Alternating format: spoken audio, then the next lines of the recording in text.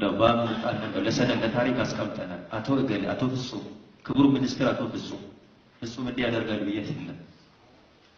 አንድ የተጨማለቀ እንዲህ ያለ የሚባል የኦሮሚያ መዋቅር እንዲህ ያስቸገረ ስለሆነ ክቡርነቱ በአስቸኳይ መመሪያ ሰጥተው እንዲያስተካክሉልኝ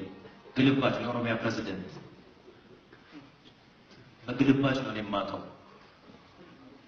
ማን ነው ሚኒስትሩ ስራ አለው ድርሻ አለን ሁላችንም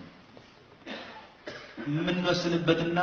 ልንወስንባቸው ማንችልባቸው ስልጣኖች አሉ የተገደበ ስልጣን ያለን ማንናችንም እንደፈለግን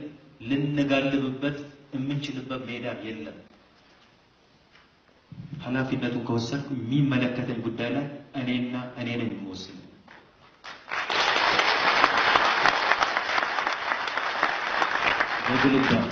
በግልባጭ አልወስንም ወደ መዝገብ ቤትም አልመራም ቀድጄ ነው ትራሽ ውስጥ የምጥለው ለምን መዝገብ ቤት እናታቆባ ይህ ችግር አለ